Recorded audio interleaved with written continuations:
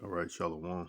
Before I get started, I want to give all praise, honor, and glory to Yahawah, bahasham, Rawchaa Qadash. This the brother of Yahawah, here with another hopeful, edifying lesson to the elect body of Yahawah, bahasham, Rawchaa. This I got a video I put together. Some short clips.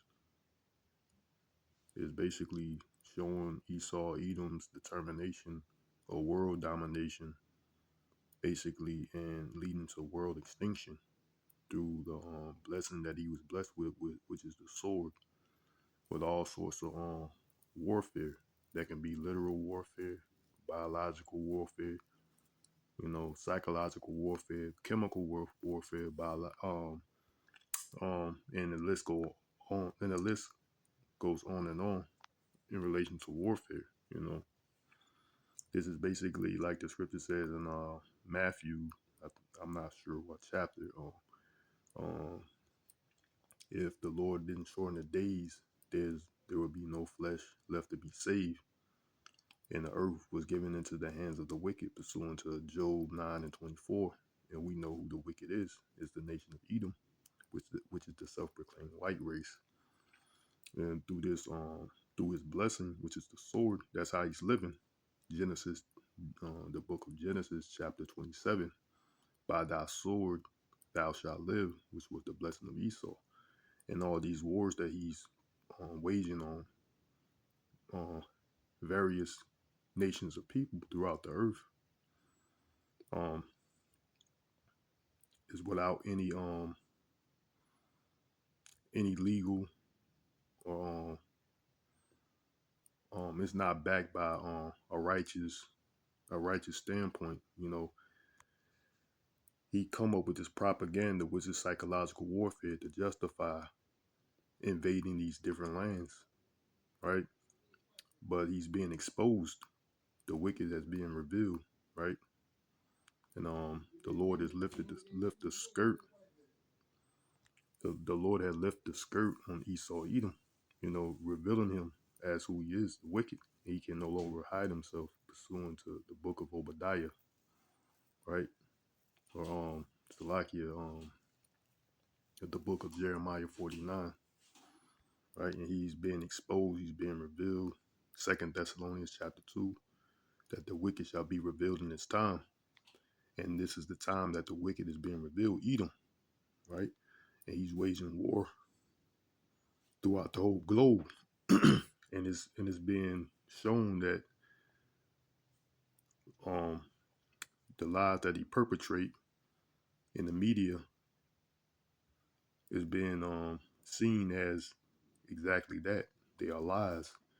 And he's waging these wars to take over people's lands and resources, natural resources, right? Because that's what basically was a part of the blessing too, that is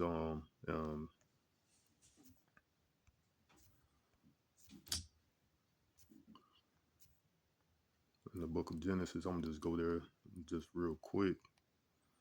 The book of Genesis, chapter 27. It says that Esau,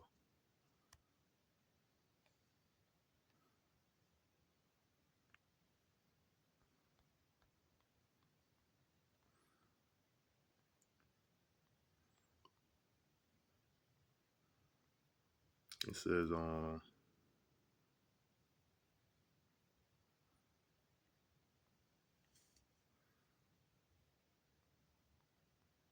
this blessing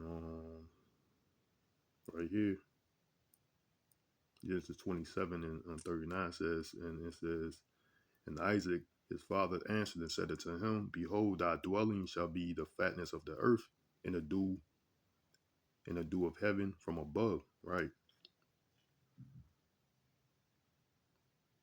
So you go in that place, you go into let me see what it says in the New Living Translation. I don't want to get too far into this, but finally his father Isaac said unto him, you will live away from the richestness of the earth, and away from the dew of the heaven above, right?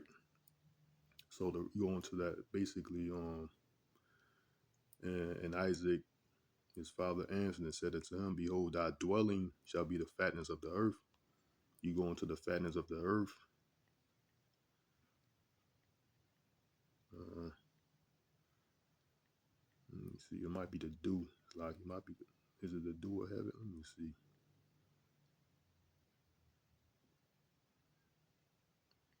Let me go into these words real quick.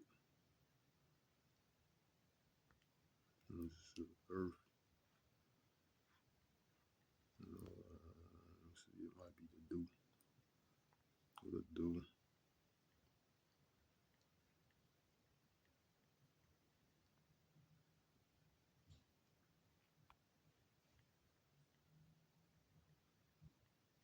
It's like yeah.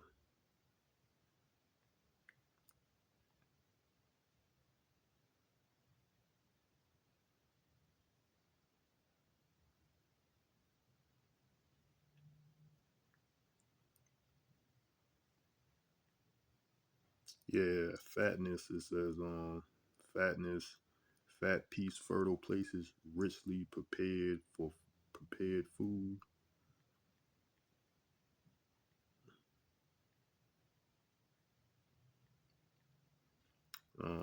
Oil. See, look, it says oil, right? Which is ironic. Not really, but you know, that's one of the one of the main things that he's conquering these lands due to oil, fatness, fatness of the earth. It says oil, right? Oil here, right? And it also says on fertile spots going to the natural resources, right? Fertile spots, fertile places, which is the oil, gold, uh, gold, oil, and diamonds, which is their god, right? Gold, oil, natural resources, all that goes into fertile spots. So that's his blessing, and his blessing and conquest to take over these fertile spots. He must wage war on people, right? Which is a part of his blessing that Isaac blessed him with. I'm just going to it says fertile spots. Let's see what it give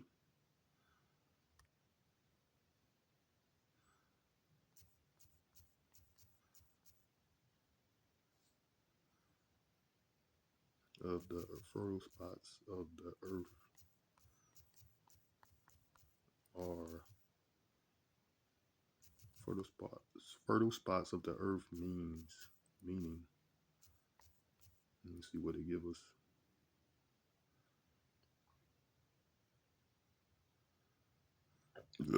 So like it says fertile spots of the earth refers to specific locations, regions, and pockets of land that possess exceptionally rich nutrient filled soil, uh, sufficient water, and favorable conditions for supporting abundant vegetation, agriculture, or human settlement. These areas are often contrast with surrounding arid, infertile, or unproductive environments. Let me see.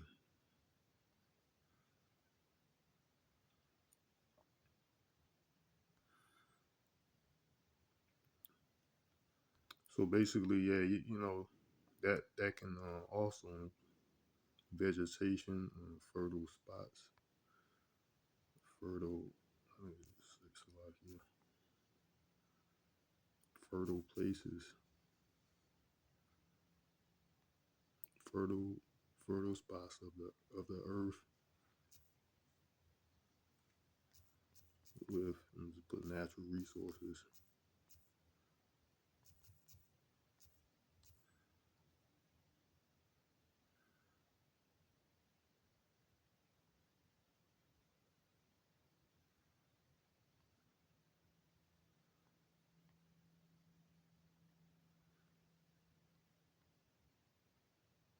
Yeah, because I don't want to dwell on this too. Like fertile crescent. Let me see right here. It says fertile crescent, a historic crescent-shaped region in the Middle East, covered parts of modern-day Iraq, Syria, Lebanon, Palestine, Jordan, and Egypt. It is recognized as one of the first regions where settled agricultural began, supported by fertile soil, right? So that's ironic that these lands in this area, this region, which they call the Middle East, which is the west of Asia, right? But it's known as the modern day as Middle East. These places, this where Esau is trying to very much reconquer, like conquer these areas: Iraq, Syria, Lebanon, Palestine, Jordan, Egypt. Let me see. Fertile spots of the earth with natural resources such as, gotta get more technical, I guess, or more specific. Technical, more specific, such.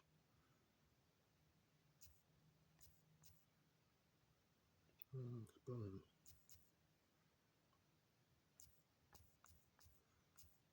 as gold and oil.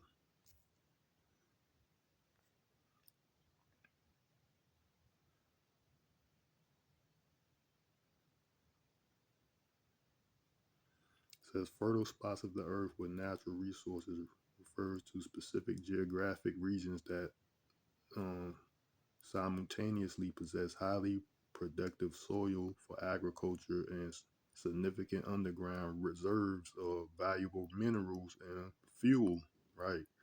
So basically, yeah, fertile spots. That's a fertile. The spot is fertile with oil. They want it. They got high oil reserves. They got high gold reserves. They got precious minerals like diamonds, uh, lithium, things like that. Because these data centers is they trying to bring these in abundance because it's a part of the new world order, which is regulated by AI, artificial intelligence, computers, um, robotics, things of that nature. So they need these data centers to be erected all over the globe, for basically, and they're trying to get all these natural resources and like to um, to make computer chips and things of that nature, so they can you know build up this infrastructure. So they need natural resources, and of course gold and oil and all these things as such are fall in the same category. So that falls into his blessing, right? So it says fertile spots of the earth with natural resources. Fertile spots of the earth with natural resources refer to specific geographic regions that simultaneously possess highly productive soil for agriculture and significant underground reserves of valuable minerals and fuel, such as gold, oil, and gas. Right. So, like you said, going to this, it says fatness. It says oil. His blessing is the fatness of the earth. It goes into oil, right? One of the natural resources, and that's one of the major ones that's being talked about that Esau want to get his hands on. So, in order to get the fatness of the earth, he have to pursue it with the sword, right? Conquest, colonization through warfare, right? Going back to Genesis, so you can just get a little understanding. Genesis 27, and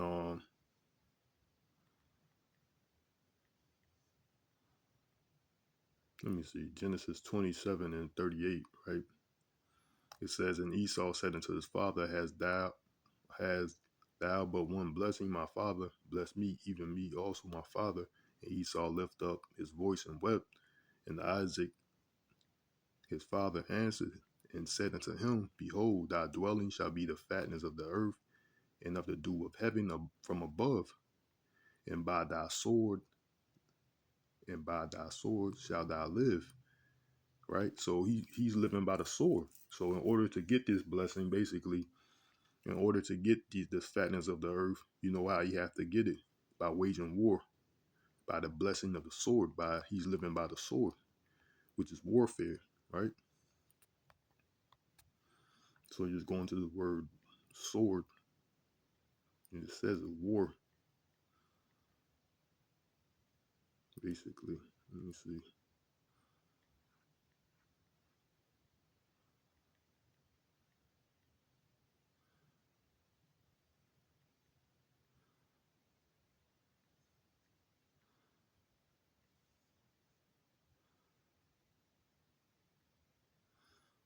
Then I'm gonna go back here.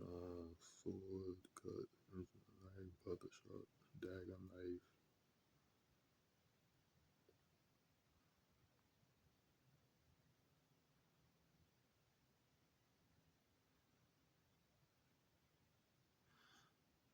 So the sword, dude, it's a sword. I'm trying to see it. Kill with the sword, right?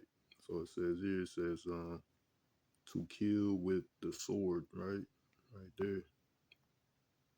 So he must in order to get the fatness of the earth, he must kill with the sword. He must live by the sword. Basically, it's warfare, right? So basically, so you get an understanding of what's going on here, and that's how Esau Edom is getting the fatness of the earth, and by doing so, he's basically destroying everything in sight, because that's what the scripture said he is. He's also the son of perdition. Perdition mean he's the son of perdition. Perdition means destruction.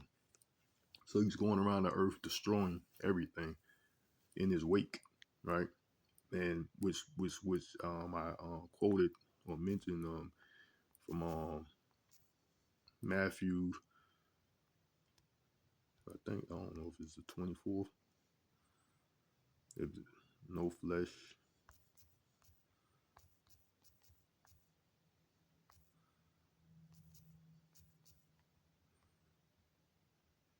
Yeah, Matthew 24 and 22, it says, except those days should be shortened, there should no flesh be saved, but for the elect's sake, those days shall be shortened, right? Because this devil is destroying everything in his wake, even himself. If the Lord didn't shorten the days, um, he would destroy everything, even himself. Um, and you can see that thing, see it if you're keeping up to what's going on, from the food, from the air, water, everything, every common household usage, you know, it's tainted with poisons and this bioengineered food, which is detrimental to your health, you know. Now, on top of what he's doing, he's demonstrating now, which that's biological and chemical warfare, right? So, and he's literally waging the sword, killing with the sword, the instruments of war. And that's how he's getting the fatness of the earth, by his blessing, which is the sword, which he's going to demonstrate here, right? In these, which is, just to give you an understanding for the people that don't know. So, that Esau Edom is a self-proclaimed white man, and he's waging these wars because that was a part of his blessing. In order to get the fatness of the earth and the dew of heaven to remain in top, he must wage warfare and conquest of these different lands to get the fatness of the earth, which is the natural resources, oil, which we just seen for fatness. It's his oil. So here's this video. It says why the U.S. won't control of the Middle East. Oil, right? The war in Iran follows U.S. wars on Iraq, two different wars on Iraq, war on Libya, war on Syria, war on Yemen. The list goes on and on. Why is the U.S. empire so obsessed with controlling this region? I mean, the answer is so obvious. Everyone knows. Oil. This raised. So we just proved that, right? The fatness goes into Genesis 27, and going to this word fatness, it says what? Oil, right? So we're just going to go there once again. On to the word fatness, Mishman, however you pronounce it. Strong's H 4924. Mishman. Mishman. Second entry. Shemanim. Shemanim. So it says oil, right? So like the guy said in there, the fatness of the earth. So he's on fertile spots, fertile places that got natural resources also, which is oil, gold, diamond, lithium, whatever Esau values, or whatever he wants to make valuable out of the earth. These natural resources: oil, diamond, silver, lithium. These natural resources. He's going around the earth by the sword to obtain them. Like he said, so everybody knows the reason why they in the Middle East is for oil, the fatness of the earth. Which oil is the bloodline of the earth anyway. It's the earth bloodline. For decades, the war in Iran follows U.S. wars on Iraq, two different wars on Iraq, war on Libya, war on Syria, war on Yemen. The list goes on and on. Why is the U.S. empire so obsessed with controlling this region? I mean, the answer is so obvious. Everyone knows. Oil. This raises another question.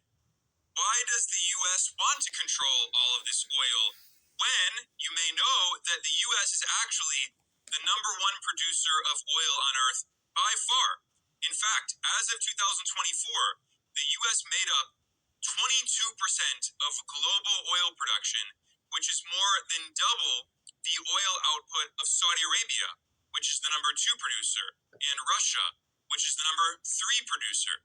The United States is swimming in oil. So why does the U.S. also want to control the oil of Saudi Arabia and Venezuela and many other countries? Well, this brings us to the single most important issue, which is the U.S. dollar. The blood in the veins of the international financial system, the global reserve currency. This is the most powerful weapon that the U.S. empire has. Much more powerful than the U.S. military. The fact that the United States is the only country on Earth that can print the global reserve currency, and it prints a lot of dollars. And this gives the U.S. extreme power to, for instance, weaponize the international financial system by imposing unilateral sanctions that violate international law.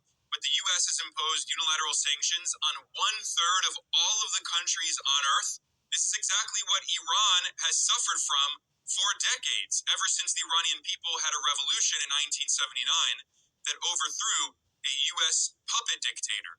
However, in recent years, the power of the U.S. dollar system has been eroding as especially China and Russia, but also other countries are pushing for de-dollarization and are seeking alternatives. And that's the BRICS nation, right? And that's basically the collapse of Babylon the Great, the fall. Babylon has fallen, right? That basically falls into that prophecy that Babylon has fallen, meaning the de-dollarization, or however it's pronounced, right? They're trying to dethrone the petrodollar, and play on countries such as Russia and China, and also the BRICS nations coming up with alternatives to go about trading without the U.S. dollar, demonstrating the fall of Babylon. The U.S. dollar. This has terrified the U.S. empire, which is why Donald Trump himself has publicly threatened that any country in BRICS, any global south country that tries to challenge the global dominance of what Trump calls the mighty U.S. dollar was threatened with 100% tariffs. Iran has been a major advocate for de-dollarization because it's been under illegal U.S. sanctions for decades. So Iran has been working with many countries to seek alternatives to the U.S. dollar, and Iran in fact proposed that BRICS should try to create a new global reserve currency The U.S. has been saying Iran has had nuclear weapons since like the 90s. When I was in the military, we went to other places other than Iraq and Afghanistan. When it comes to Iraq, we were sold an entire lie on that of nuclear weapons of mass destruction, chemical warfare, buildings, and all this and that. We had a mission going into a big warehouse where they believed weapons of mass destruction were being held at. Nothing was in there but chlorine, and we had dropped two 500-pound bombs on it. The weapons of mass destruction they were talking about with it was gold bars. Saddam Hussein had a lot of gold and a lot, even more oil. That was the weapons we were going after. So look, he's basically told you, it was all a lie, which is nothing new. It's been exposed that this war waged on Iraq, which is the ancient Babylon region, was off a lie, right? And basically, there's more proof. He served in the military, and he recognized, and he know that this war was a lie. That they had chlorine. There was no weapons of mass destruction, because that's why Esau paints. He has to paint people as the propaganda, which is psychological warfare, to justify him going into these different lands and covertly overthrowing these different governments. He have to paint a picture that he's doing it for a just cause. Basically, he's the devil. Devil means deceiver, so he have to deceive you with this propaganda. And the so-called justify going into these regions and overthrow these people to get their natural resources, their fatness of the earth, so you can get the fatness of the earth of these particular, what it says, fertile spots or fertile places, which oil, which goes into the word fatness, right? Also goes into these other natural resources. So you have to give um, um, a false narrative, basically, propaganda, so he can fool people that he's doing the right thing. And like he just basically said, it was chlorine. There was no weapons of mass destruction. The weapons of mass destruction that he was looking for, or what Saddam Hussein had, was oil, was gold and oil. That's what they got. And I seen pictures of that. Brethren has put photos of these Edomites with the gold from Saddam Hussein. These bars of gold had um, um, a lot of gold, and a lot of oil. And so Esau, through the sword, is obtaining the fatness of the earth.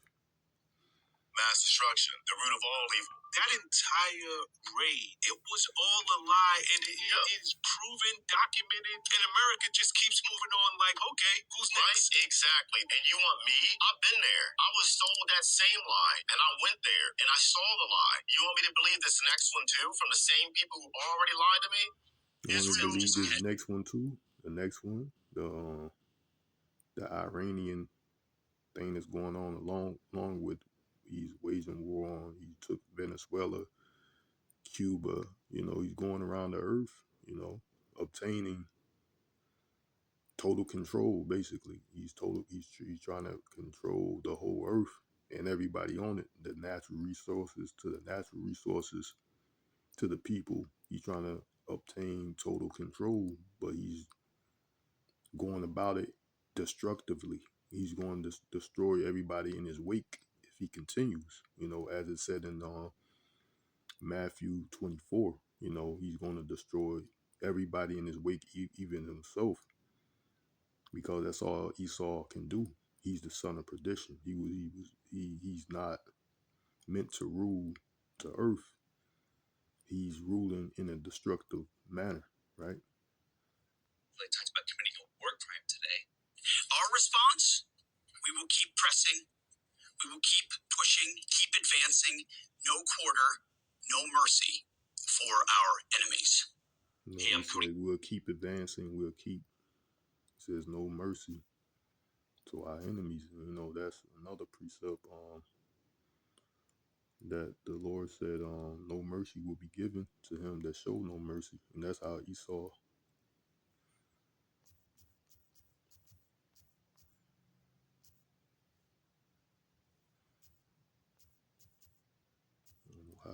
How is it? Yeah. The book of James, chapter 2 and 13, it says, "For he shall have judgment without mercy, that have showed no mercy, and mercy rejoiceth against judgment," right? So that's how Esau is going going throughout the earth without, as he said it, with no mercy. He lies. He's merciless, man. You know, he lies and he lies to get what he wants, using the sword. You know, waging war through lies perpetrated in his narrative, right? And he's not showing mercy, and no mercy is going to be showed unto him. Work crime today. Our response? We will keep pressing. We will keep pushing, keep advancing. No quarter, no mercy for our enemies. Hey, I'm Cody Harnish, UCMJ attorney. I'm a former JAG, prior Cav Scout, and now I boldly practice military law.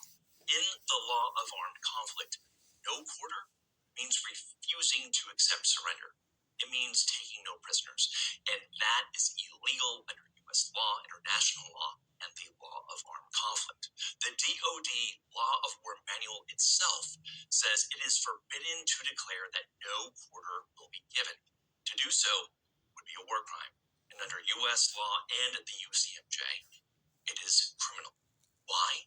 Because once an enemy fighter tries to surrender or is wounded or incapacitated, they are out of the fight or to combat.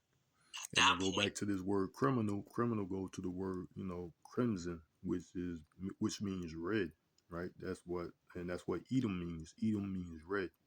You know, he's the criminal of the earth. He's the bloody man, right? Esau is the bloody man. He's the criminal of the earth, and that word criminal derives from the word crimson, which means red. That's why there's a phrase out there: "You've been caught red-handed," right? And basically, that's Esau. You know, he's been caught red-handed by meaning what he's been exposed. The Lord has exposed this devil in his time, and this is the time of him being exposed for who he is, and he can no longer hide himself. Killing them is a war crime. Now, to be clear, a statement at a press conference isn't the same as an operational order given to the troops. But remember, this is the guy who says lethality is more important than legality. Maximum lethality, not tepid legality. To the troops, remember, under the law of war, fight hard, fight aggressively, but if the enemy surrenders, you must accept it. That's the law. That's what the good guys do. Like, share, comment, or follow for more information on military law. And in the meantime, right here, his administration talk nowadays about the war in Iran. It is getting really hard for us not to come to the conclusion that they're starting to sound a lot like serial killers. Don't believe me? Let's have a listen. The Iranians are talking and the Americans are striking. U.S. Central Command releasing this video from Friday showing Karg Island, where up to 95% of Iran's crude oil is processed. Significant strikes there. President Trump telling media over the weekend, "We totally demolished Karg Island, but we may hit it a few more times just for fun. We've totally decimated it." Now compare that to this quote from the notorious Zodiac killer. And I quote, "I like killing people because it is so much fun." Now let's hear what Donald Trump's so-called Secretary of War, Pete Hegseth, had to say early this month. "Death and destruction from the sky, all day long." So that's another precept: death and destruction from the sky, all day long. You know who's been ultimately doing that? It says, "Fire come down." Fire. That's in Revelation. Fire from heaven.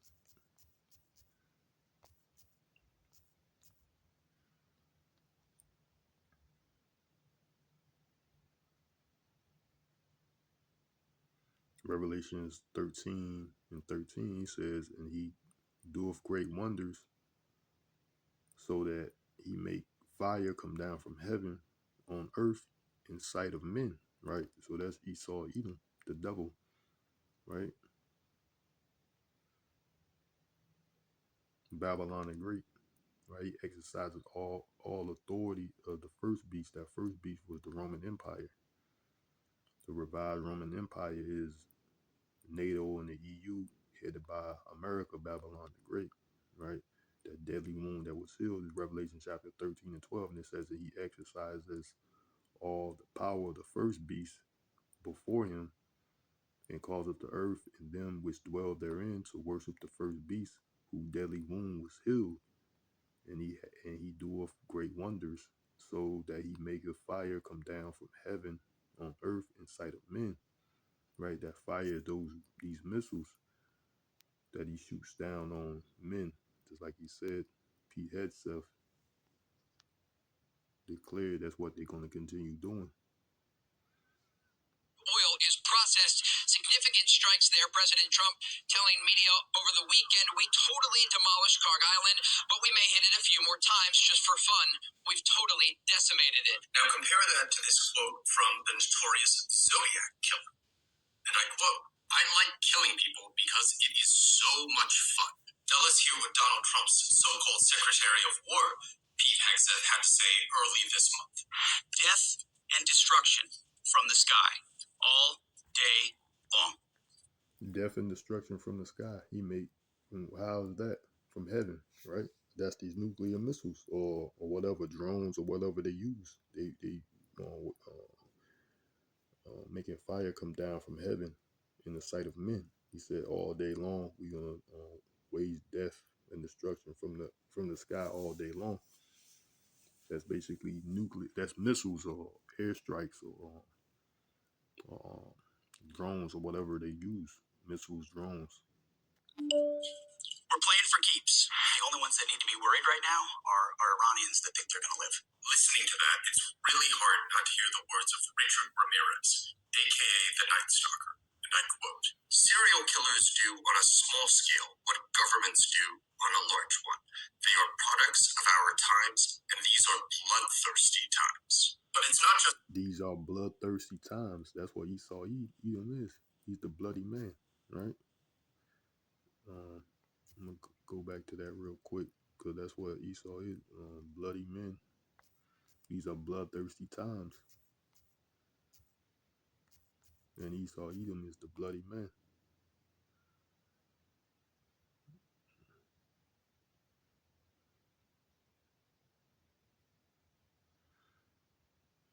I'm going to go back to this because I think this is almost the end of it. It's not just his war in Iran.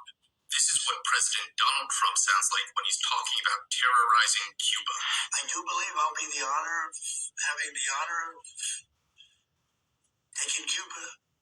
That's a big honor. Taking Cuba in some form, yeah. Taking Cuba. I mean, whether I free it, take it, I can do anything I want with it. You want to know the truth? Don't put the president... See what he said, I can take Cuba.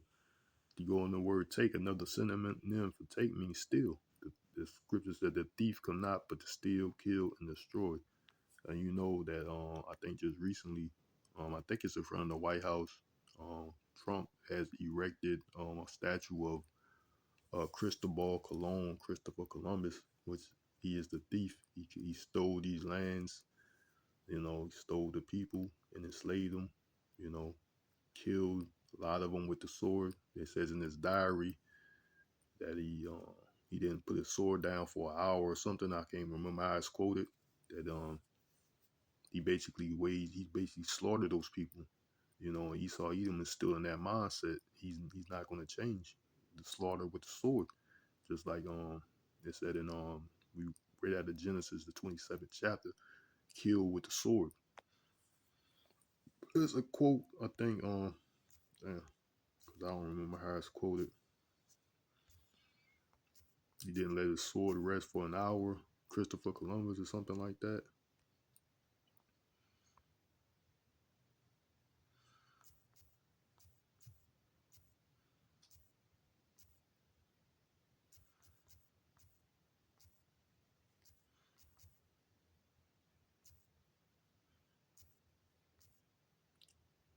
He didn't.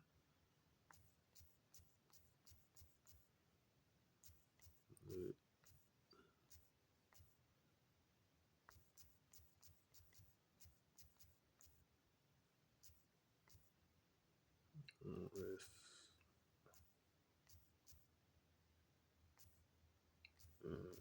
hour or something like that. Let me see what they give us.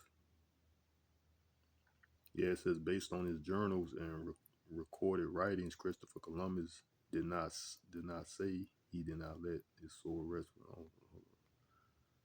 The quote appears to be a misinterpretation or slight alter of his recorded observation regarding the indigenous people lack of weapons and his assessment of their vulnerability. It says weapons they have none, nor are acquainted with them. For I showed them swords which they grasped by the blades and cut themselves through ignorance.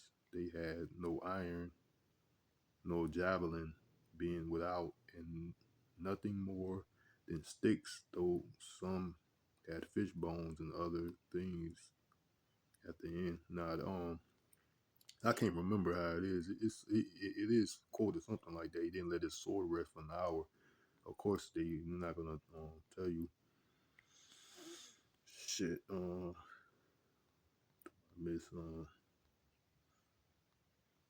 Misquote.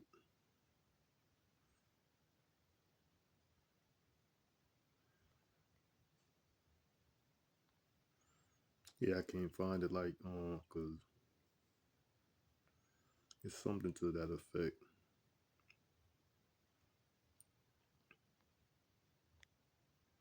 Cause I don't want to make this.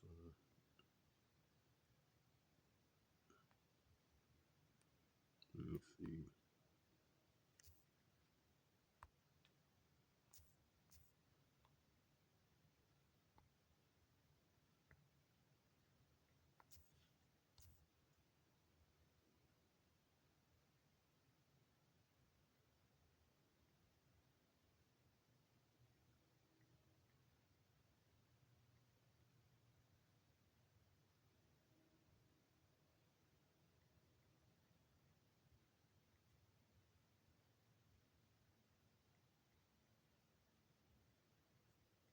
I can't.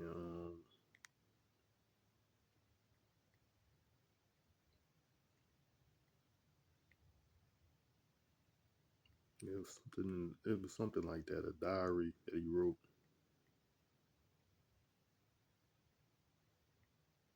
Yeah, I don't want to spend too time looking for it, but it's something maybe I can. Maybe cause I didn't. All right. Yeah, I tried to find that quote. I can't find it. Where Christopher Columbus didn't let his sword down for an hour or something like that. Basically demonstrating the same spirit that Esau Edom is still currently in. With the waging of the sword. He's using that blessing, and yeah, I can't find that quote. I haven't seen it in a long time. I'm just going to finish this video.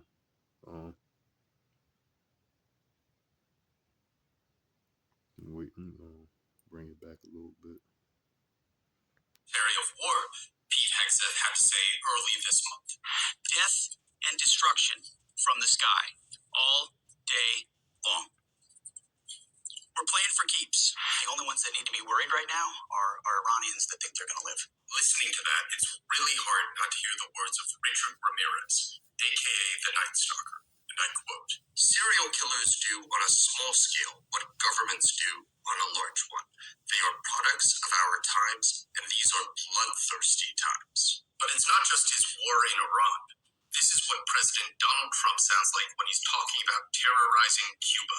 I do believe I'll be having the honor of taking Cuba. That's a big honor. Taking Cuba in some form, yeah. Taking Cuba. I mean, whether I free it, take it, I can do anything I want with it. You want to know the truth? Now put the president's words alongside this. From Jeffrey Dahmer, I just wanted to have the person under my complete control. This man is supposed to be the leader of the free world. It should be a much bigger deal than it is, particularly in our American media, that the president of the United States is talking about potentially continuing massive strikes. And I quote, just for fun. So what it shows you there, Esau is that bloody man, right? He's the bloody man. You know, it says, you want to take Cuba, he's waging war. Um, the devil has, woe to the inhabitants, on Revelations 12 and 12. Woe to the inhabitants of the earth and of the sea, for the devil has come down unto you having great wrath, because he know he has but a short time. So, you know, he's waging warfare, wars and rumors of wars, you know, which is prophesied that these things are going to happen before the return of Yahawahshi, the Messiah, right? And he's waging war on all these other countries, you know, war after war after war, right? And Esau is the bloody man. You know, the thief come not but to steal, kill, and destroy. Going back to even this guy Christopher Columbus, that's what he was doing, killing, destroying, stealing, killing, and destroying. So they're still doing that, like he said about Cuba. I can take it. Another synonym, similar word to take means to steal. So Esau is that bloody man, and I'm gonna get some precepts on that. It says Psalms 26 and 9. It says, "Gather not my soul with sinners, nor my life with bloody men." Right. So that's Esau Edom. He's always waging war with the sword. He's the bloody man. Another precept, Psalm 55 and 23, it says, "But thou, O power, Yahawah, bahasham, Yahawashi, shall bring them down to the pit of destruction. Bloody and deceitful men shall not live out half their days, but I will trust in thee." Right. Another precept out of Psalms chapter 59 and 2, it says, "Deliver me from the workers of iniquity and save me from bloody men." Right. Esau, Edom, you know, because we need a savior. We need salvation, right? The children of Israel, basically the elect that trust in Yahweh bahasham Yahawashi, we understand we need salvation. We need Yahweh bahasham Yahawashi as the protector, our defender. You know, he's our power, right? And this devil was given the power to take over the world through the force of the sword, by the force of the sword, because that's how he's living. On the Genesis 27, right? Psalms 139 and 19, it says, "Surely thou wilt slay the wicked, O power, Yahawah bahasham Yahawashi. Depart from me, therefore, ye bloody men." Right? So the Lord is going to slay the wicked. That's what Yahawahshi, the Messiah, is coming back to do, to slay the wicked. Because if the Lord didn't come back, shorten the times, the days, there'll be no flesh left to be saved. Because Esau Edom is the son of perdition, the son of this, which means destruction, right? Waging war with the sword that he was blessed by. And you see that, and that's how he's obtaining the fatness of the earth, through warfare. He's going around the earth waging war and taking over the substance of the earth and maintaining his trying to maintain his status of being in the heavenly places, right? And basically rulership, being in the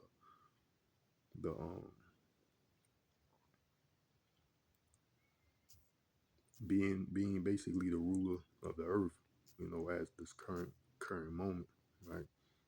And that's how he's obtaining the earth rulership, through his blessing, which is the sword, right? So that was a demonstration of what's going on. You know, that's the reason why he's waging these wars. He's taking over people's lands, the fatness of the earth, which is natural resources, which you go into that word fatness.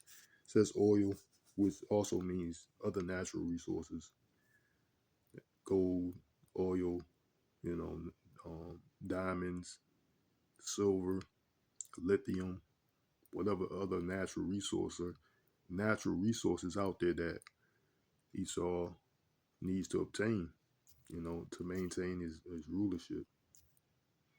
So I'm going to end it off there. Holds edifying to the elect. I want to say, call like Yahawah bahasham Yahawashi, bahasham Rawchaa Qadash. Shalom to the next time. Yahawah Rawchaa, which means Lord willing. And why abba babal.